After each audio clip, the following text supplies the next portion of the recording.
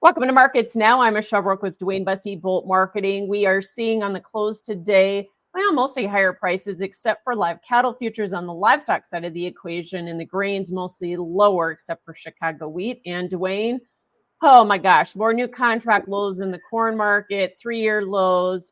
We talk so much about fund selling, but it's not all about that, is it? It's not this week. I mean, I think the funds were selling it right along, with farmers, but I think farmers selling was the big key this week. You got option expiration coming out here. The March options expire this weekend, and farmers have those basis contracts that they need to either set the futures price this week or roll to another contract, which I hope they're not doing, to be honest with you. So I think a lot of farmer just get me the heck out. The bulls giving up, which is maybe okay, Michelle. I was pointing out earlier in the market presentation we had that, maybe the job of this market right now is to run every bull out of the market, and then maybe we can form a low. I'm hoping that's the case, but I really don't have bullish stories to rally us back up either. Yeah, you kind of get to this point, though, where farmers just kind of throw in the towel, unfortunately, right? Yep, you do. It's funny. This trade evolves a lot over the years I've been trading, but human emotion is fairly similar to what it was when I started 20 plus years ago. And these algos trade off of that. You get down to the lows. Everyone's almost the most bearish at the lows. And I feel like we're kind of starting to get to that point. But once we make this low, which I think maybe if we print like a 398, just a 3 on the future side up front here, maybe then that will be the low. But I don't think we're going to just make a nice, pretty upward trend afterwards, Michelle. I think best is you set a range, maybe 4 to 425, 430, because every time you do rally, there's still going to be farmers selling on top of this thing. Well, the soybean market looked like it pulled down the corn market and made some new lows for the move here. How much of that is just the South American basis, which has continued to be so weak? Yeah, I think that's exactly what it is. Actually, the previous few weeks, we've had a lot of trade estimates come down in with lower production out of Brazil, and even a little bit lower production out of Argentina now that they kind of had that week to 10 days of hot, dry weather.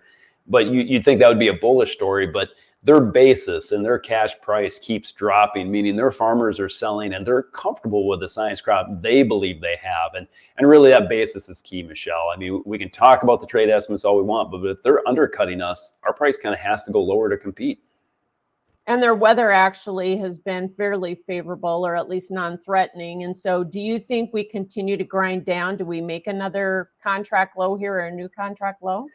That's a great question. We're so close to the lows right now. I kind of wonder if the trade shouldn't just poke through them just a little bit, just to run the sell stops and get even more bulls out of the market. But I guess I was always targeting these contract lows here for March and May to go test them.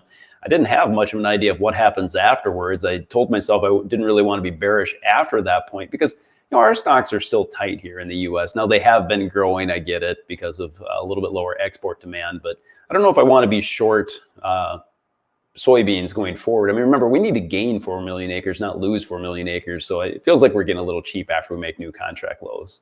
Yeah.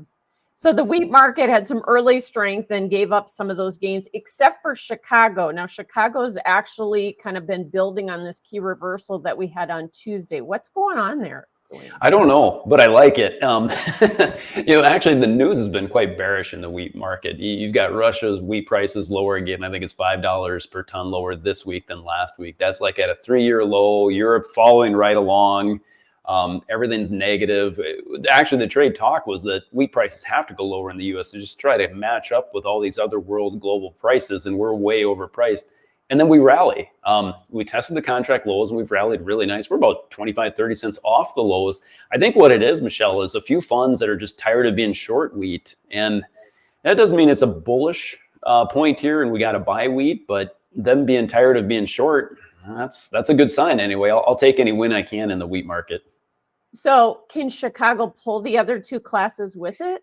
It's happened before. It's odd, but yeah, no, wheat can pull corn and soybeans back up. We've seen it a number of times before. Don't get all bullish on me in the short term here. It's still going to be tough. I still think it takes a weather scare in the U.S. to really get corn and soybeans excited, but it won't take much of a weather threat with these funds record short those two commodities. Yeah, and like you say, you've got competitors all over the globe that are making new lows on their wheat prices. That doesn't help. No, it doesn't. I mean, fundamentally, wheat is not bullish here. Gotcha. Okay, the cattle market, new highs for the move early on. And then, like I said, live cattle futures ending lower on the day here today. Was that some caution going into this cattle on feed report? I think so. Boy, it seems fairly typical. You have a rallying market. You got a big cattle and feed report coming on Friday, and Thursday we seem to sell off. The problem with that trade, I think I developed and found that pattern and felt pretty good about it. And then we rallied sharply this morning and then head faked and finally closed lower. We rallied enough that actually April live cattle today are making a key reversal. I'm just bringing that up because if we do almost nothing tomorrow morning, which I would expect in the trade, you get a bearish cattle on feed report, the technicians, the chart guys are going to point to that key reversal right away. I'm not saying the high's in.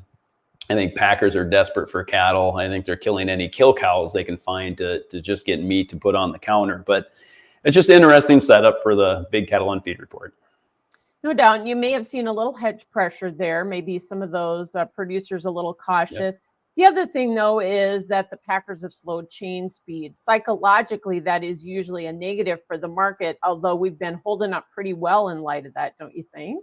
We're holding up really well in light of that. And I think key to that is our lower carcass weights. They are up a little bit this week, but we had those big storms really drop our carcass weights.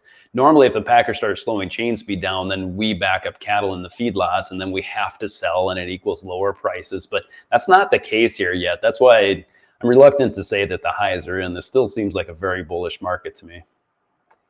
And then when we look at the feeders, of course, they came back here, but we've been getting a lot of help there with the lower corn market, haven't we? Yeah, we sure have. I've heard a couple of frustrated farmers saying they're going to walk their corn off of their farm now. They're going to just feed it to whatever calves they can find. The problem is those calves are very expensive if you go to the sale barn. But you mentioned hedge pressure. I think that's something I should bring up too. There's nothing wrong with looking out to these deferred contracts and starting to lock in some of these cattle and calves. Just the capital investment you have if you're buying yearlings and putting them on grass is just amazingly high. So even though I'm a bull, hedging is not a bad idea. Yeah. Let me also throw out, the Dow making new highs. And usually that is something that helps support the cattle, but sometimes it takes money away from a market too, doesn't it? There's been a lot of talk of that this winter, when the Dow rallies, they were taking it out of commodities. But yeah, usually if you can take a lot of the Dow Jones charts and overlay it with fat cattle, and they actually follow each other fairly close. So normally it's a good thing. I think it helped early this morning as well. And new highs for the move in the hog market. This has really been a cash-led rally, hasn't it, DuWayne? It has. I've been very impressed with that market. This winter it was just dull drums, and we have too much pork, and China saying they have too much pork, and they were trying to liquidate their herd size. And now all of a sudden, our cash market's been on fire. Our cutouts are on fire, and the futures are almost just playing catch up. So it's a fun bull market that I'm just watching from the sidelines. Yeah, and I think we closed above some key resistance. That'll keep the funds happy, maybe buying. Yeah, absolutely. All right. Thanks for joining us. That is DuWayne Bosse with Bolt Marketing. And this is Markets Now.